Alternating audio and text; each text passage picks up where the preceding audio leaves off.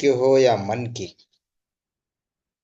तो अभी की हमारी जो अवस्थाएं है, चाहे शरीर की हो या मन की, इसे जागृति के साथ देखने का जो सराव है, जो अभ्यास है, जिसे सतिपट्ठान का अभ्यास हम करते हैं,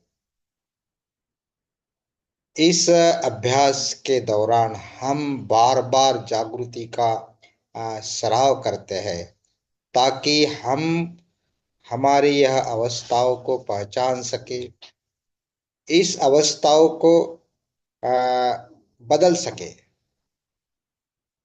जो हमारा अप्रबुद्ध मन है वह प्रबुद्धता की ओर बदले, हमारा जी अकुशल चित्त की अवस्था जो है कुशल चित्त में परिवर्तित होए। तो सभी धम्म का जो सार है, इस दो भागों में बटा गया है।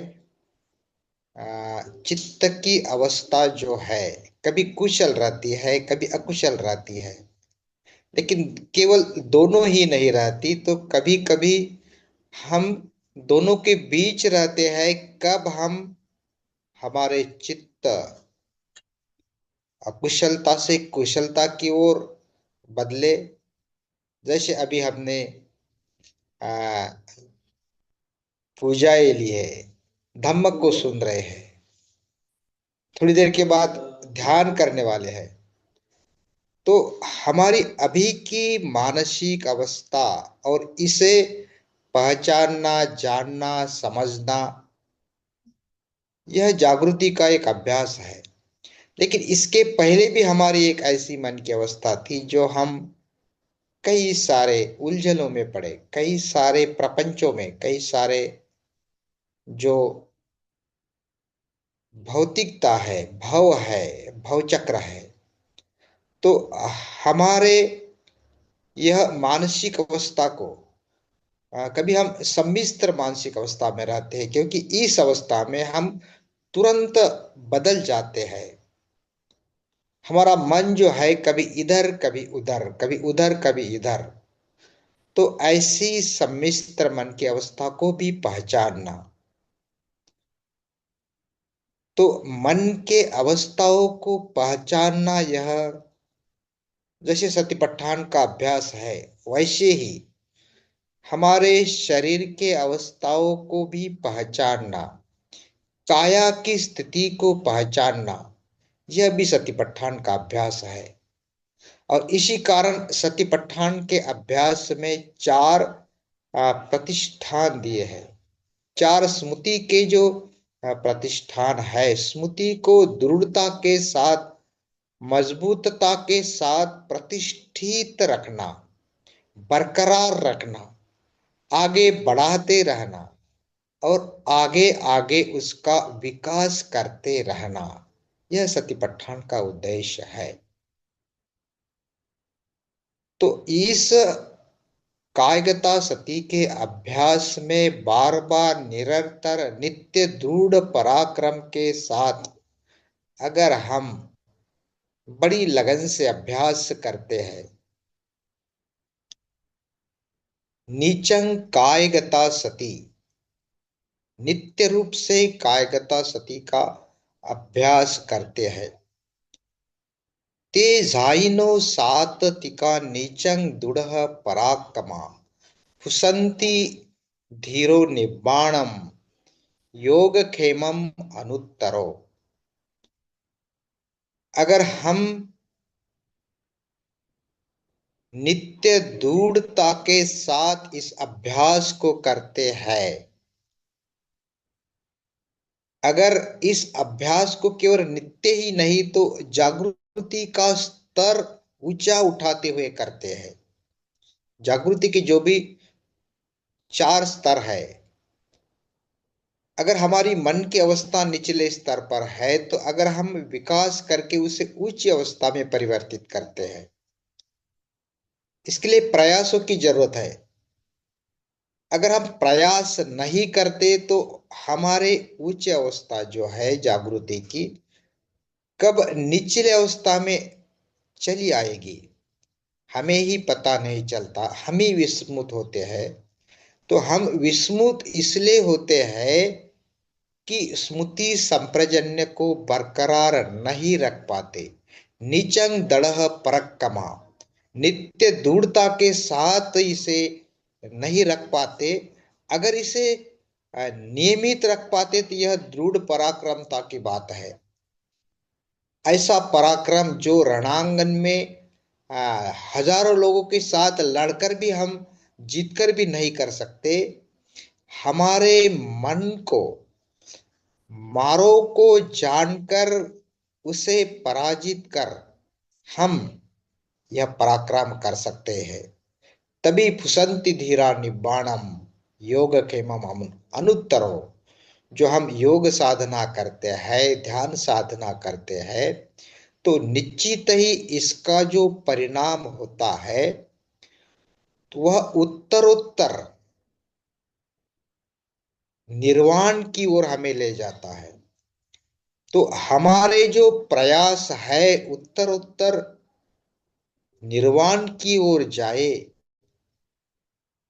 हम ध्येय को, स्मृति को बरकरार रखें। इसलिए यह अभ्यास जो है, यह सतिपट्ठान का अभ्यास है, हमें मदद करता है। और सतिपट्ठान का एक प्रतिष्ठान जो है वह कायगता सती का अभ्यास है। हम कुशल कर्म जो है, चाहे अकुशल भी हो या कुशल भी हो, तो काया वाणी मन के द्वारा करते हैं। और इसी कारण इस सतिपट्ठान के अभ्यास में इन तीनों भी अंग को जागृति के साथ अनुभव करना होता है। हमारे मन की अवस्था को समझना, जानना, पहचानना और इसे विकास की ओर मोड़ना, यह हमारे इस ध्यान साधना के अभ्यास का उद्देश्य होना चाहिए। तो यह जो ध्यान साधना हम किस लिए कर रहे हैं, ध्यान का उद्देश्य क्या है? तो हमारे मन को बदलकर, चित्त को बदलकर हम निर्वाण की ओर अग्रेसित होते रहे, यह हमारे ध्यान साधना का उद्देश्य है। अगर चित्त हमारा बदलता है तो हमारा मन बदलने के कारण हमारा जीवन भी बदलता है, जीने का तरीका भी बदलता है। जो हम कल थे वह आज नहीं रहेंगे, जो हम भूतकाल में थे वह अभी के वर्तमान में नहीं रहेंगे। तो शरीर भी बदल रहा है, मन भी बदल रहा है। इस बदलते हुए शरीर को जिसे अनित्यता का अभ्यास करते हैं, इस अनित्यता का अभ्यास यह कायगता सती का एक भाग है। काया के बदलाव को देखना, उसे अनुभव करना। ऐसा नहीं है कि हम काया को देख रहे तो कई सालों के बाद हम हमारी काया बदल गई है। हम बचपन में थे वैसे अभी नहीं है, जो अभी है बाद में बूढ़े हो जाएंगे, एक दिन मर जाएंगे। हमारी काया जो है क्षण प्रतिक्षण बदल रही है, हमारी पेशियां बदल रही है, शरीर का एक एक भाग जो है वह बदल रहा है। उदयम होना, बदलते रहना, निर्माण होते रहना और नष्ट होते रहना, यह जो अब हमारे अस्तित्व का जो यह भाग है, इसे देखने का अभ्यास जो है वह कायगता सती का अभ्यास। तो हमारी जो काया जो है, जागृति के साथ काया की गतिविधियों को देखना, काया की क्रियाओं को देखना, काया वाणी मन के द्वारा जो हमारी क्रिया चल रही है, उसे देखने का अभ्यास यह कायकता सती का अभ्यास है। हमारी जो वाणी है, इसका बदलाव को देखना। हम अगर असत्य बोलते हैं तो क्या हम इसे, हमारी वाणी सत्यता में हम परिवर्तित कर सकते हैं? अगर कठोर वाणी है, हमारे वाणी में जो रफ ऐसे गावंढर जिसे मराठी में कहते हैं, ऐसे अगर शब्द आते हैं, किसी के अपमान करने वाले शब्द आते हैं, तो क्या हम इसे प्रिय वाणी में बदल सकते? जो हमारी व्यर्थ वाणी है, क्या यह उपयुक्त वाणी में, संयमित वाणी में हम बदल सकते? और यह कायगता का अभ्यास जो है, इसीलिए मदद करता है कि हमारी वाणी, हमारी काया की क्रिया जागृति पूर्वक, स्मृति पूर्वक घटित हो। जब भी हम अकुशल, हमारी काया वाणी की क्रिया होती है, तो उसे जानकर कुशलता में बदलना यह हमारा अभ्यास का विषय है। तो काया और वाणी से जो कर्म प्रकट होते हैं, वह मन के कारण, मन की अवस्था के कारण वह बाहर उभरते हैं।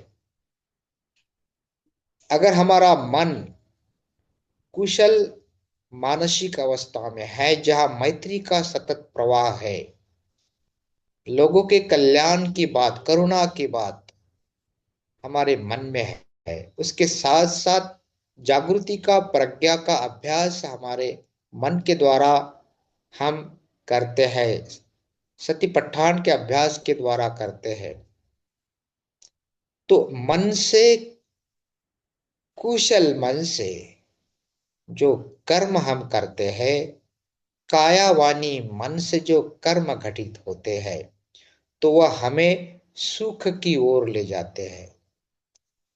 हमारे मन में जो कुशलता है, चेहरे की प्रसन्नता खुलाती है, शरीर की सुंदरता जो है जागृति के कारण उभरती है। तो काया वाणी मन जो है, यह अगर कुशल मानसिक अवस्था से जैसे कार्य करता है तो सुख निर्माण होता है, वैसे ही अकुशल मन अवस्था के कारण अगर हमारी काया वाणी मन की क्रिया घटित होती है, तो वह हमें दुख की ओर ले जाता है। सुख हमारे साथ सदैव ऐसा रहता है, जो हमारी सुखद ऐसी छाया, परछाई हमारे साथ है। और अकुशल मानसिक अवस्था से दुख हमारा सदा पीछा करता है, जैसे बैलगाड़ी के पीछे पीछे पहिए जो है, बैलों का पीछा करता है। दुख हमारे कारण ही निर्माण होता है और सुख हमारे ही कारण निर्माण होता है। हम सुख और दुख का पुतला है। सुख दुख यह कोई वस्तुनिष्ठ ऐसी दिखने वाली बात नहीं है, तो मन की ही अवस्था है, हमारे ही मन की अवस्था है। जो भी परिस्थितियां है, उस परिस्थिति के साथ एकजुट होकर, एक रूप होकर हम जीने की कोशिश करते हैं। समाधान युक्त अगर हमारा जीवन है, कामछंद में न फंसते हुए, चंचलता में न बिखरते हुए अगर हम स्थिर शांत सादगी भरा जीवन जीते हैं, तो सुख हमारे साथ है। क्योंकि सुख की कल्पना हमारे मन में, मन से निर्माण होती है। इंद्रियजन्य सुख जो है हम इंद्रियों के द्वारा जो लेना चाहते हैं, जो हमारे छह इंद्रिय है, तो इसकी पूर्तता करने के लिए अगर हम हमारा पूरा जीवन खर्च करते हैं, तो उसके परे कोई सुख भी है, इस बात तक हम नहीं सोचते। तो यह जो इंद्रियजन्य जागृति, इंद्रियजन्य सुख, जिसे लौ लौकिक जगत का सुख कहते हैं, तो इससे परे लोकोत्तर जगत का सुख है, जो ध्यान साधना के ऊंचे अवस्था से निर्माण होता है, स्मृति के अभ्यास से निर्माण होता है। तो इंद्रियजन्य जागृति के स्तर से हम स्व जागृति के स्तर की ओर हमारे मन को अगर विकसित करते रहते हैं, स्व जागृति से हम लोकोत्तर जागृति की ओर, ध्यान की जो ऊंचे अवस्था है, चार ध्यान की जो अवस्था है, इसका अनुभव लेने के लिए अगर हम हमारे मन को तैयार करते हैं, तो वह ऐसा सुख है जो स्थिर, शांत, सतत। क्योंकि इंद्रियजन्य जो सुख होता है वह तत्कालिक होता है। जब तक हम उसकी पूर्तता करते रहते हैं, सुख का अनुभव, जैसे ही उसकी पूर्तता करना हम बंद करते हैं, क्योंकि हम अगर कोई स्वाद हमें पसंद आता है, अगर उस पसंद स्वाद को हम विशिष्ट लिमिट तक ही खा सकते हैं, पेट अगर भर गया है तो उसके बाद उसको ज्यादा करके अगर खाएंगे तो हमें, हमारा पेट खराब होगा। अकालिको भोजनम, यह ऐसी बात है जो हमें दर्द देता है, सुख से हमें वह दूर करता है। तो एक कायगता सती का जो अभ्यास है, भोजन की उचित मात्रा कैसी रखे, भोजन की सकस मात्रा कैसी रखे, संतुलित सभी जीवन सत्व प्रथिने सभी हमारे आहार में कैसे हो, इस बात की जागृति यह कायगता सती के अभ्यास से आती है। तो हमारे शरीर के प्रति जागरूक रहना, इसका मतलब यह है कि शरीर का अच्छी तरह से देखभाल करना। हम बाहर से तो देखभाल करते, लेकिन सुदृढ़ शरीर जो है उसके लिए जो भी हम व्यायाम करते हैं, योगा करते हैं, जो अलग अलग जो योगा प्रैक्टिस के अलग अलग विषय है, तो यह शरीर सुदृढ़ता के लिए जरूरी है। लेकिन मन की सुंदरता का क्या है, सुदृढ़ता का क्या है, उसके साथ हमारे आहार के प्रमाण को उचित रखने का जागृति अगर अगर रही, तो हमें कहाँ रुकना है, इंद्रिय पूर्तता का रुकने का क्षण को समझना। जीवन जीने के लिए खाने की जरूरत है, लेकिन ज्यादा अगर खाते हैं तो वह हम दर्द में, शुगर में, अलग बीमारी में पड़ सकते हैं। वैसे ही अलग अलग जो शरीर की इंद्रिय है, सुनने का है, देखने का है, सूंघने का है, स्पर्श का है, हर इंद्रियों का जो ज्ञान है हम कैसे लेते हैं, कितना लेते हैं, जागृति के अभाव में हम दुख में पड़ते हैं। तो यह जो अजागरूकता का जीवन है, जिसे प्रमादता का जीवन कहा है, प्रमाद में फंसे रहना मतलब इंद्रिय जन्य बातों को ही सुख समझते रहना, अगर उसमें ज्यादा आसक्त रहे तो यही प्रमादता जो है अज्ञानता में, मूढ़ता में बदल जाती है।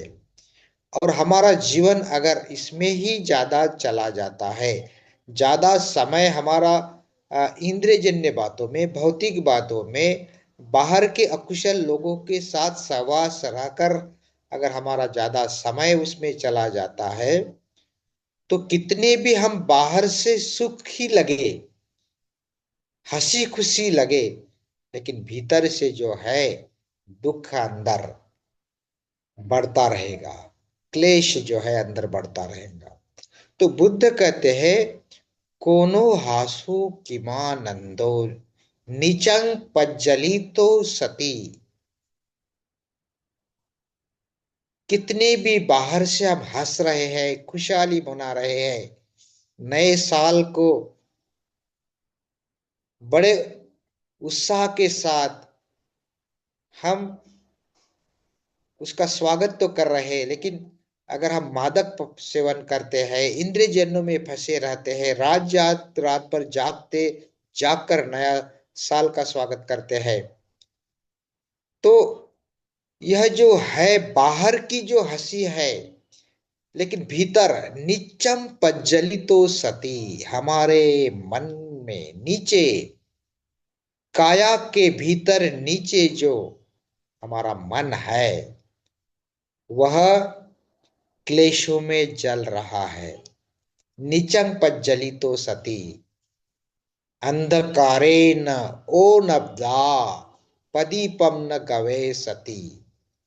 इस क्लेशों में फंसे रहकर, इस अंधकार के क्लेशों में फंसे रहकर हम हमारे मन के भीतर प्रदीप को नहीं जला सकते, अत्यधिक भव को नहीं उजाला कर सकते।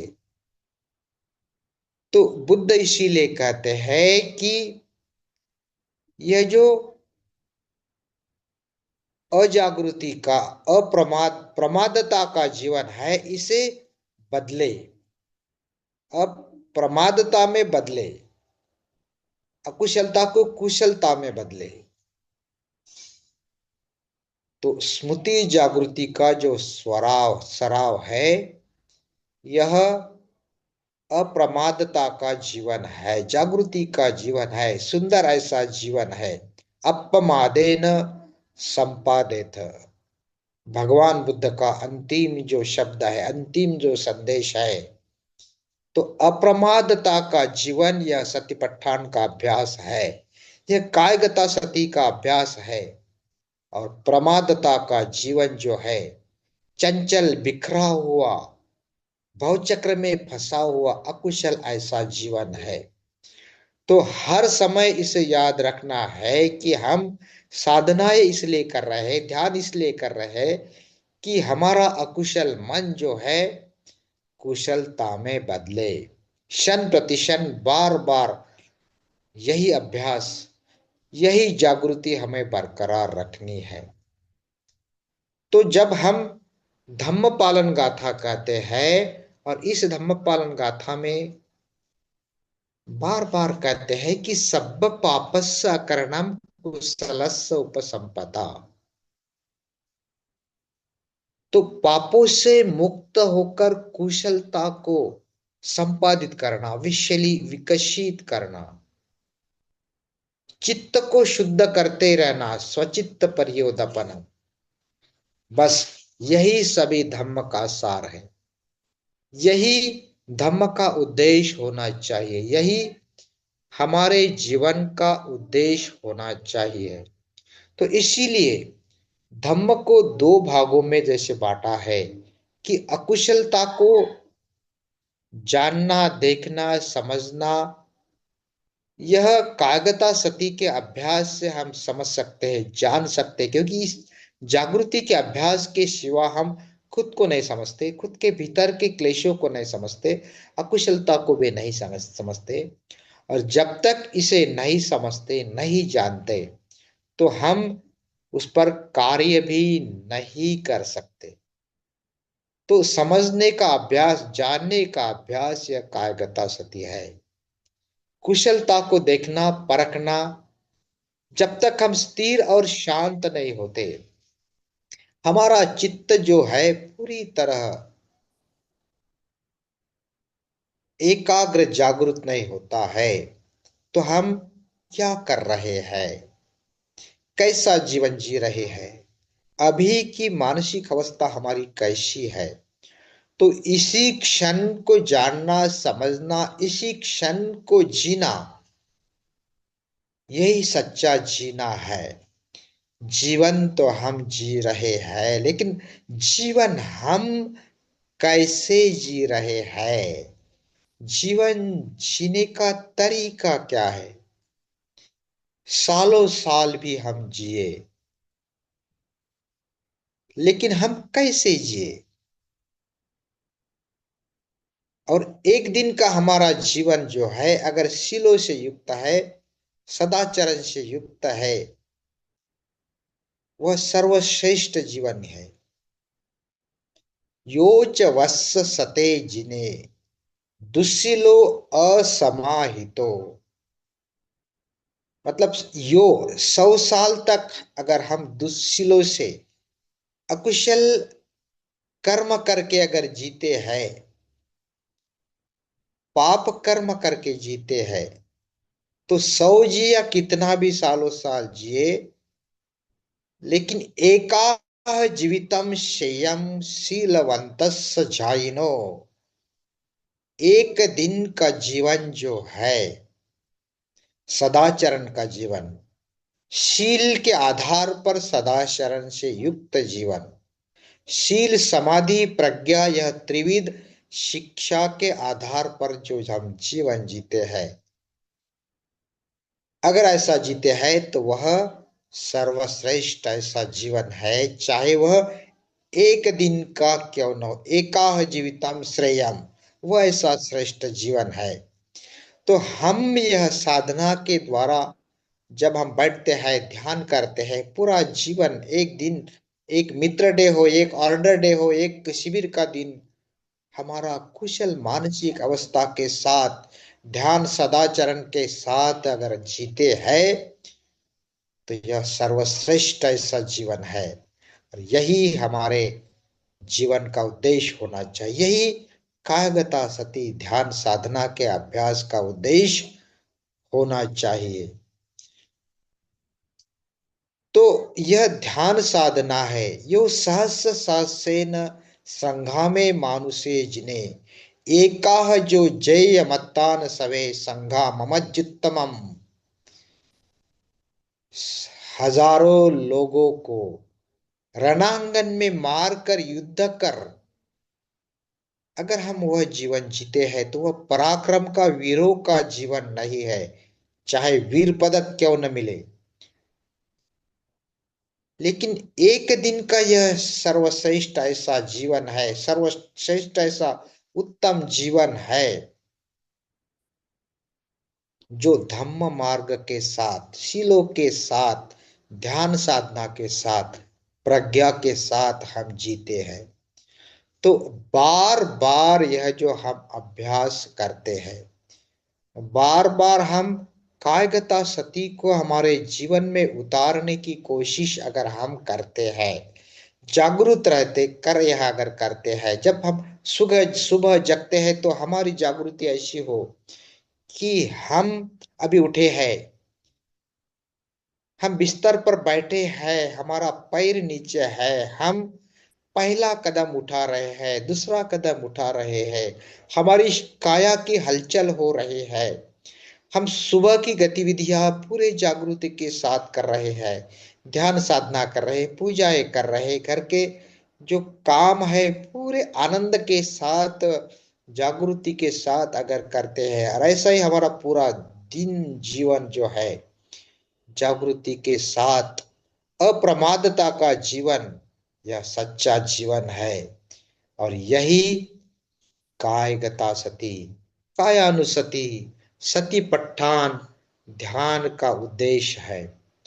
तो यह जो ध्यान साधना जो है, जो हम हर दिन यह सीखते हैं, 1 घंटा 1.5 घंटा हम इस अभ्यास को करते हैं, आधा घंटा साधनाएं करते हैं, आधा घंटा सुनते हैं, और बाकी समय हम सवाल जवाब या धम्म के साथ रहते हैं। तो यह ऐसा हमारा जीवन है। हम ऐसे महत्वपूर्ण कार्य के लिए हमारे समय को हम समर्पित कर रहे हैं।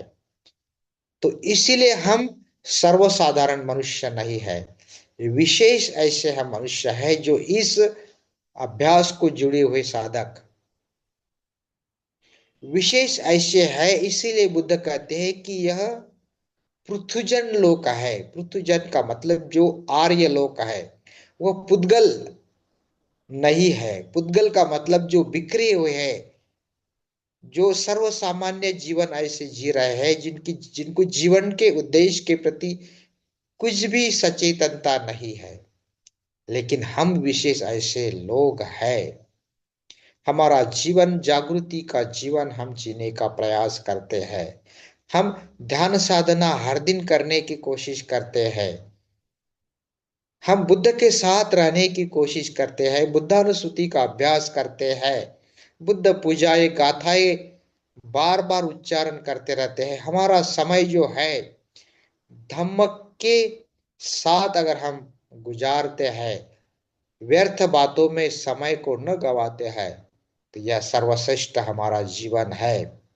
और यह अभ्यास जो है, यह कायगता सती का अभ्यास जो है, हमें अर्थपूर्ण जीवन देता है। अगर इसे विकसित करते हैं, उसे जागृति के साथ अगर बढ़ाते हैं, तो बुद्ध कहते हैं कि यह ऐसा एकाएक मार्ग है।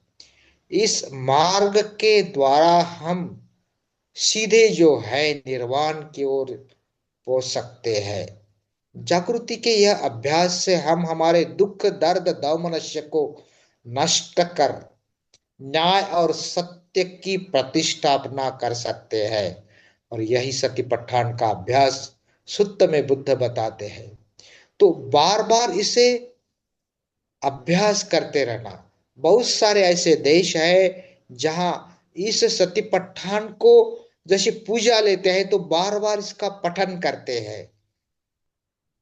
बार बार पठन करने से हम इसके उद्देश्य को समझने की कोशिश करते हैं। और सतिपट्ठान के उद्देश्य को हर दिन अगर हम जागृति के साथ समझते हैं, तो प्रयास भी उतनी जागृति के साथ हर दिन करेंगे। तो नीचम दड़ह परक्कमा, नित्य दूर पराक्रम के साथ साधना करना, अगर इसे हम जीवन में उतारते हैं, तो निश्चित ही हमारा उद्देश्य सफल हो सकता है। बार बार उद्देश्य की स्मृति संप्रजन्य बरकरार रखकर हम प्रयासों में लगे रहते हैं। अकुशलता को दूर करते रहना, पापों को नष्ट करते रहना और कुशलता को विकसित करते रहना, कुशलता हमारे जीवन में उतारते रहना, ये दोनों ही बात साथ साथ करना है। जब तक संबोधि की प्राप्ति नहीं होती, जैसे सिद्धार्थ को संबोधि के आखिरी दिन तक मारो ने तकलीफ दी। हम तो सर्वसामान्य लोग हैं, जीवन जीते जीते बार बार हम कौन से भी क्लेशों में फंस जाएंगे पता नहीं चलता। न्यूरन के आ, इसमें छाए में कब आएंगे पता नहीं चलता। तो बार बार जागरूक रहने का अभ्यास न्यूरनों को हमें पहचानने में मदद करती है। और न्यूरन को पहचान सके तो उसे दूर करने में भी मदद होगी, और कुशलता को विकसित करने के लिए भी हमें मदद होगी। तो यह जो अभ्यास है सतिपट्ठान का अभ्यास, निश्चित है आपके लिए लाभकारी हो। इस शुभकामना के साथ मेरे शब्द को मैं विराम देता हूँ। सभी को बहुत बहुत धन्यवाद, थैंक यू, आभारी हूँ। आप सभी ने शांति से सुन लिया। धन्यवाद। जय भीम, नमो बुद्धाय। साधु साधु। सच में आज आपने ऐसे बताया है कि हमें 100 साल की जिंदगी नहीं चाहिए, जो हमें अब कुशल कर्म करके जो 100 साल की जिंदगी भी अच्छी नहीं होती है। और ये कुशल कर्म करके एक दिन का जीवन जो सर्वश्रेष्ठ मिलता है। सच में आपने बहुत अच्छे से जो बताया, यही हमारी जो कायानुस्मृति का जो मन की अवस्था जानने का वो रहता है। और